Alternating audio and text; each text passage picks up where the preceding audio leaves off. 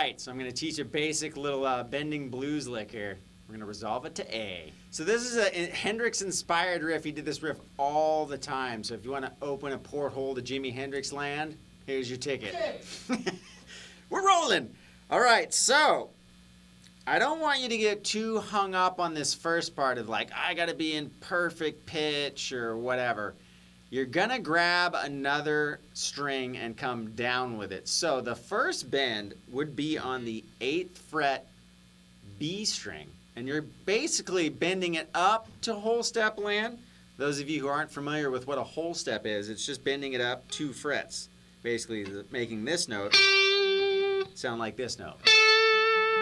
Okay, so what we're going to do is when you bend strings, and I use my thumb here as a pivot point, and I bend with my wrist, not with my fingers, okay, with my wrist. So it's like a pivot point like this, right? Not like this.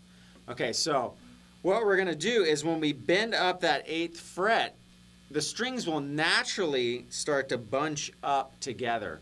Now, when they start bunching up together, you're going to have to be a little bit more on the bottom side of your finger right here so that the skin on the top part of your finger can catch the string above it. So when you bend up, right, what I'm going to do is I'm basically going to bend, and then I'm going to bring my wrist forward so it allows this other finger, right? I got my 2 fingers together. And then I'm going to come down. So I'm bending with my 3rd finger, strings scrunch together, and then I push forward onto my 2nd finger and I come down with the note. So we got.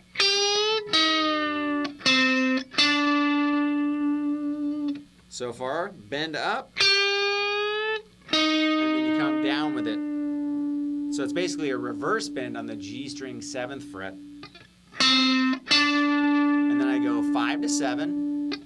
And then I bend up again and down.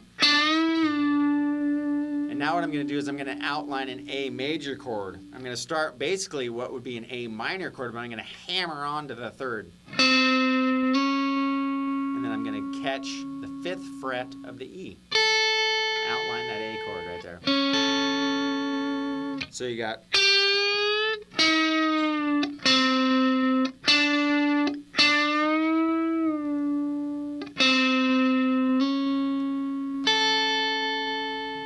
Now the riff goes by pretty quick, so you want to get as close to pitch as you can, but sometimes, you know, what adds a lot of great tension to blues is just not quite getting there, or really floating right in between, like being in pitch and kind of pulling on the ear a little bit. So we do that a lot, especially with that first bend, like I was saying. It doesn't necessarily have to make it to pitch.